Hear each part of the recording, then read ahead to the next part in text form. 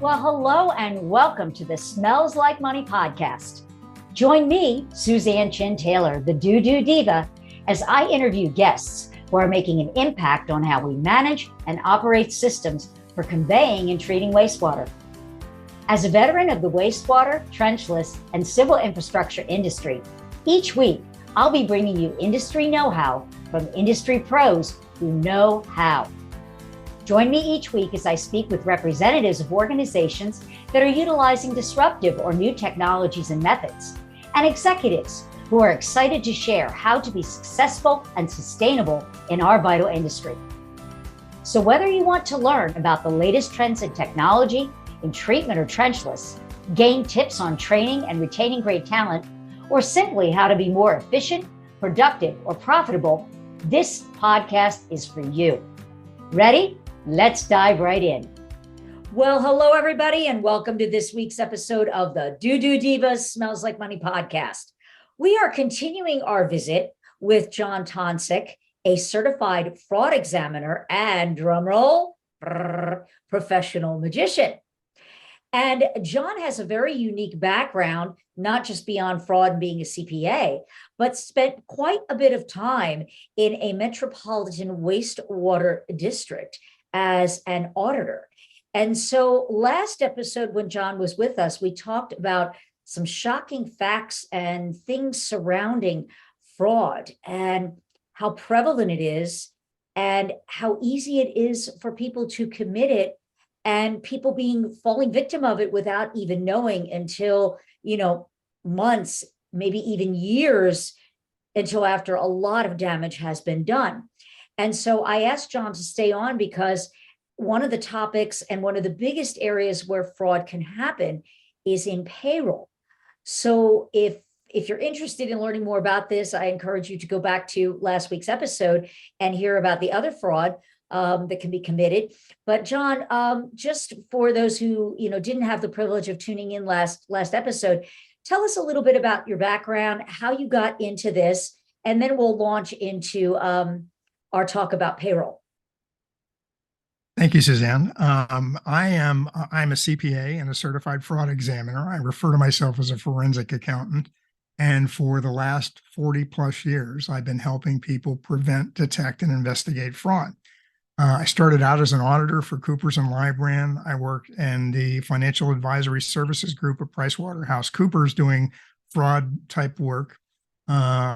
I was an internal auditor at Atlantic Richfield Company. I was there for 9 years. I managed the audit function for 3 of our 5 operating companies. And I spent 7+ years as I was the interim general auditor for Metropolitan Water District when I retired. And I had my own practice for about 10 years. And I was focused exclusively then on helping people prevent, detect, and investigate fraud. Great. So one of the things that you shared with me, and because a fraud can hit everybody, but one of the most staggering facts, was utilities are in the top.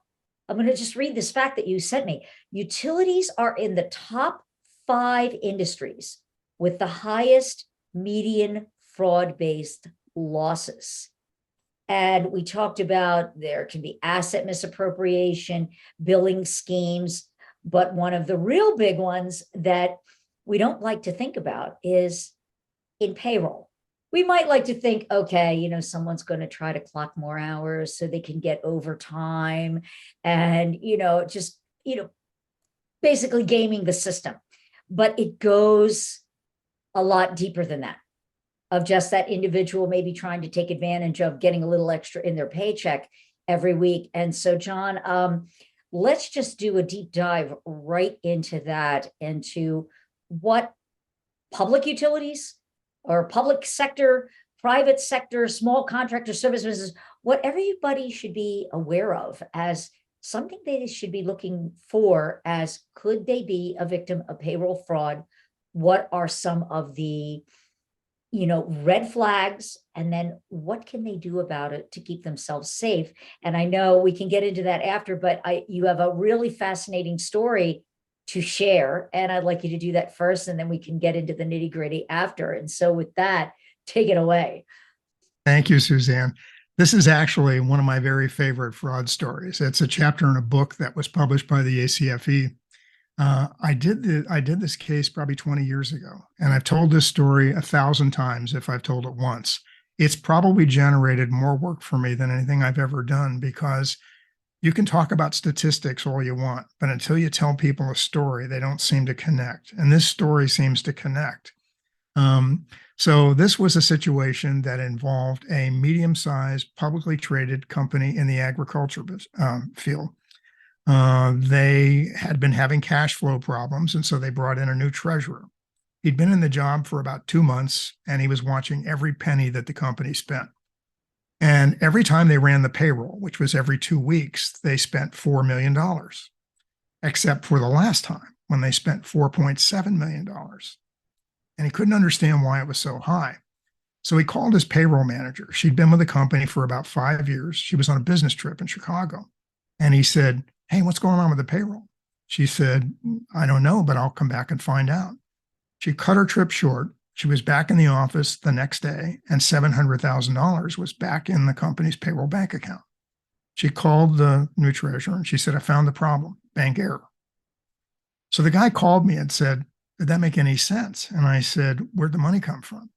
He said, "I don't know." I said, "Why don't you call the bank and find out?" It turned out that it had been wire transferred from his payroll manager's personal checking account, $700,000. Needless to say, we had a little conversation. And after a few denials and no tears, oddly enough, this woman admitted to taking $1.2 million from her company's payroll system over the preceding 15 months. She signed a handwritten confession. She went to the bank that day and got a check, cashier's check for $500,000, and brought it back to us and said, "Look, this is all I took. No harm, no foul. I'll just go home." And I said, "Well, you're going to go home, but I'm going to keep looking. Did you take any more?" She said, "Absolutely not. This is everything." I said, "If you took more, now would be a good time to tell me, because I'm pretty good at this and I'm going to find it." She said, "How long do you think it's going to take?" And I said, "Why don't you give me a couple of weeks?" And within a couple of weeks, I found another $700,000. So here's what she was doing. This company had 5 payroll systems in 5 years. Most of them were outsourced, ADP, Paychecks, things like that. This was the first one they brought in-house. So she moved the payroll function from accounting to human resources, because nobody in human resources understood accounting. She got rid of the existing staff and brought in 2 people who knew nothing about payroll except what she told them. No segregation of duties at all. She had complete control over the payroll master file, which contains all the information about all of your employees, their rate of pay, names, addresses, social security numbers, bank account numbers. She had complete control over that. She could do whatever she wanted.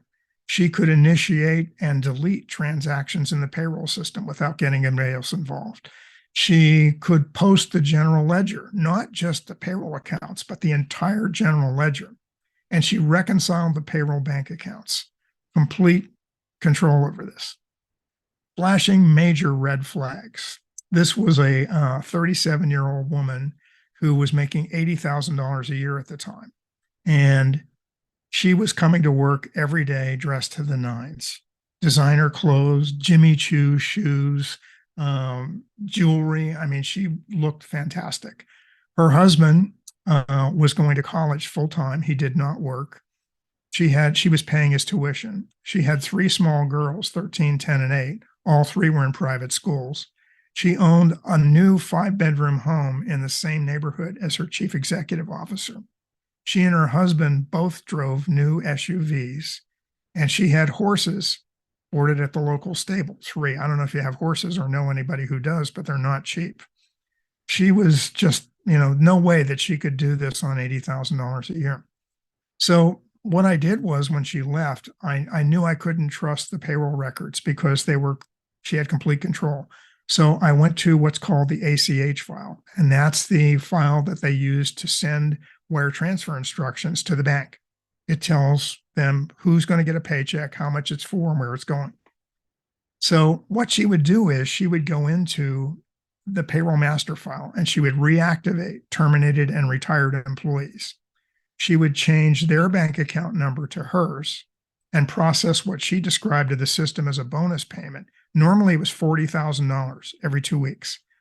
Once the transfer was made, she would go back to the payroll master file, change the account number back to what it was originally, and just delete the transaction from the payroll register. The payroll register didn't even add up across the bottom. It didn't crossfoot, as accountants say. The deposit would show up on her bank statement using the name of the employee she had used to steal the money. Now, this woman was making $80,000 a year, and by the time she got caught, she was taking $80,000 a month. And the only reason she got caught was because she got greedy and took $700,000 all at once. It's like that old joke about the 6 stages of drinking tequila. The last 2 are bulletproof and invisible. All the fraudsters seem to get there. The longer it goes on, the thefts have a tendency to increase in frequency and size, which is, in my experience, I've always said, once you get to about a year, you're often talking about $1 million. And she got there. She took 700,000 in 1 month, and it's the only thing that got her caught. So the company filed a civil suit against her, and they won a judgment for $1.9 million. And the way we got to the $1.9 million was I did an interview with her and her husband at a Denny's restaurant.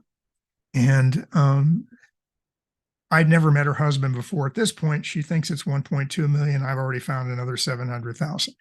So my colleague and I went to the Denny's, and we're sitting down in a booth, and she came in with her husband, whom I'd never met before. And they sat down, and I said, I found another $700,000. And she said, nope, didn't do it. And she looked down in her lap and got quiet. Her husband, on the other hand, was not quiet. He said, I knew you guys were going to do this. You're going to blame her for stuff she didn't even do. I said, I have no reason to do that. I can show you the money going from the company's payroll account into your joint checking account. She took the money. And she looked up, looked at me, shook her head, and went right back to her lap. We probably sat there for half an hour in silence. I mean, you could cut the air with a knife. And every few minutes, she would look up, and I'd be staring right at her, and she'd go, nope, didn't do it. Finally, her husband couldn't stand it anymore, and he said, did you take the money? She said, yeah, I took it. He said, why didn't you say that half an hour ago? She said, I forgot. He said, you forgot about $700,000? He said, could you excuse us for a minute? I said, sure. So the two of them walked outside of the Denny's restaurant, and I'm watching them through the window in the booth, and they were having a pretty animated conversation out there by the front entrance. And after a few minutes, they came in and sat down, and her husband looked at me and said, of course, you know about the property in Michigan. Now, I had looked everywhere in California where this happened, but I had no clue. So I said, of course, I know about the property in Michigan. He just told me, right? He said, we paid $400,000 for it, cash. He said, if we give you that, will that make this go away? And I said, well, I'm sure the company's going to take that, but this is not going to go away. You're still a little short. So the company won the judgment for $1.9 million, took everything she had, her house, her cars, her pension. She and her husband were moving out of this big 5-bedroom home that, they had moved into, and taking their meager possessions and packing them into a U-Haul trailer to go back east. And one of the neighbors noticed smoke coming out of the chimney. And it was a really hot summer day. So they thought, nobody's burning a fire in the fireplace. The house must be on fire. So they called the fire department, who found her burning records in the fireplace. Now, I had already taken the case to the DA, but they hadn't moved on her yet. And this prompted them to do it. So the DA investigator came out to the house while they're packing up the trailer. And he said, I'm not going to put the cuffs on you in front of your kids, but you have to come with me. So he walked her out to the black and white. He cuffed her and put her in. Her husband followed her out to the car, and he said, I'm taking the kids, I'm headed back east, and I'm filing for a divorce. And that was the last time she saw him, and her first night in jail. The DA offered her a deal, 9 years for a first offense, stealing $1.9 million. She's thinking, I'm 37, I have 3 small kids. She did not want to go to jail. She said, not guilty. So the DA said, fine, if she's not going to take the deal. He said, I'm going for everything I can. Is there anything that you didn't see that you'd like to see, John? And I said, yeah, she wouldn't give me all of her bank statements. So he subpoenaed the bank.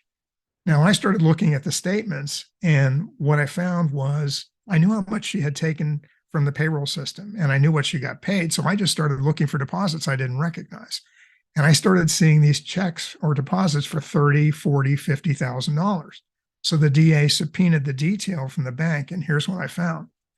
Part of her job as payroll manager was to pay the payroll taxes for the federal government and all the states that this big corporation did business in.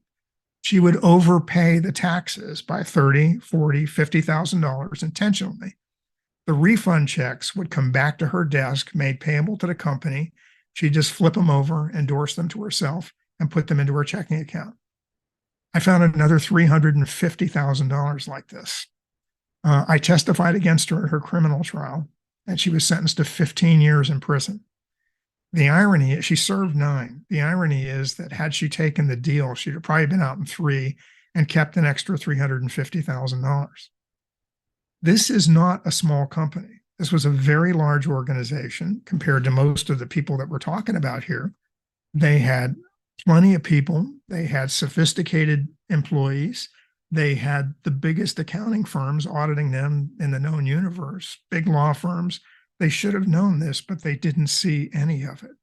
And she got away with it because people don't want to believe that somebody that they know and love and trust is going to do this to them.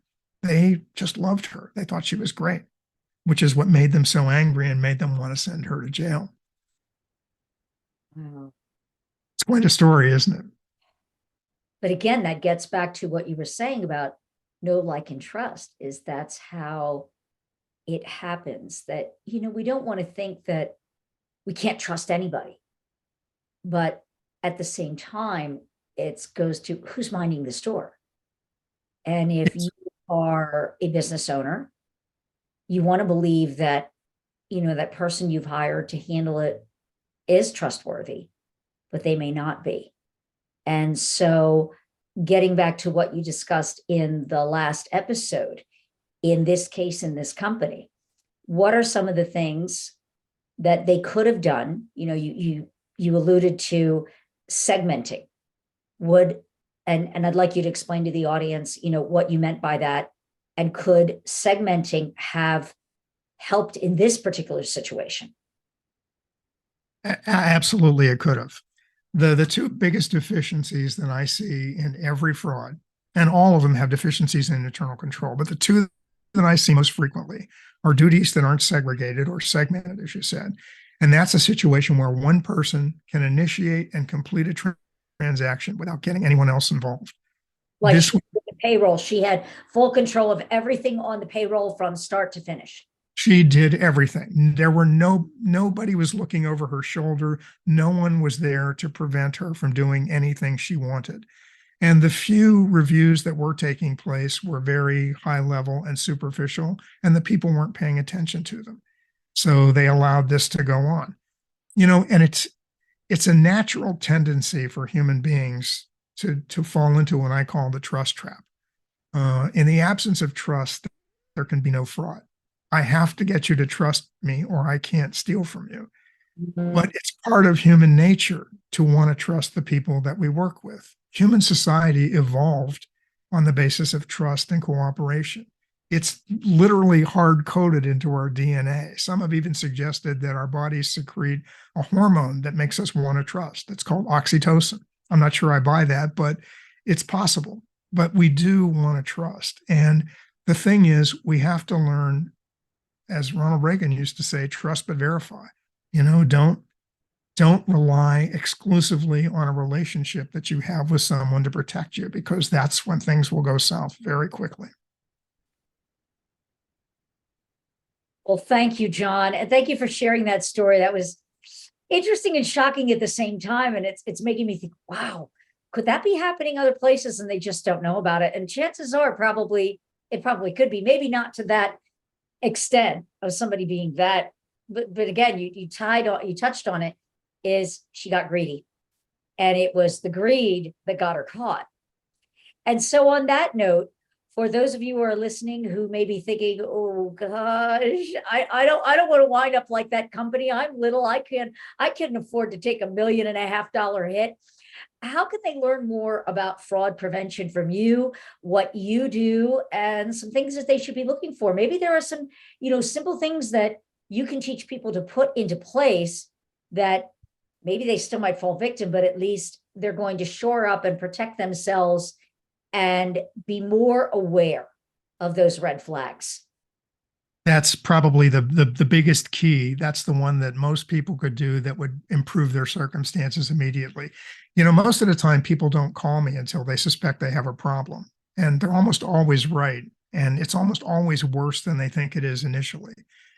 Being aware of the risk and understanding a few basic things about what you can look for and how you can protect yourself are critical. I speak to companies and organizations of all size about raising fraud awareness. How does it happen? Why does it happen? What kinds of things can they do to minimize their risk? You can't stop it. You can't eliminate it completely, but you can prevent a lot, and you can find it much faster when it does happen. And that minimizing your losses makes a big difference. So anybody who'd like to talk to me about it, I would be happy to do that. They can reach me through my website, www.tonsick.com, my email, john@tonsick.com, or my phone number, 213-716-0667. And I never charge anybody for an initial consultation. Well, John, thank you. This has been enlightening and delightful and interesting. And I'm sure you've got a lot more stories to tell. And so maybe we'll be able to continue a dialogue offline, just because I like hearing true crime stories like this. And it's just, very, very, very interesting. And it's given me pause, really given me pause. And so thank you again for, being on the show, sharing your wisdom, sharing your time with us. And for those of you listening, thank you for joining us. And until next time, keep it flowing. Thanks so much for joining me, the DooDoo Diva, on this week's episode of Smells Like Money. What stood out to you this week? Share your takeaways by leaving me a review. You can find out more about the new technologies, creating sustainable solutions, and insights on how to succeed in our vital industry by subscribing to the show. Whether you want to learn about the latest trends in wastewater infrastructure, treatment, or trenchless, you've got it all right here at Smells Like Money. If you're an industry expert and would like to be considered as a guest for the show, book a quick chat with me by visiting calendly.com/the2it group/B-A-podcast-guest, or simply click the link in the show notes below. Until next week, a big shout out to all my industry friends and those who will be. You are my superheroes. Thanks for tuning in, keeping it flowing, and we'll see you all next week.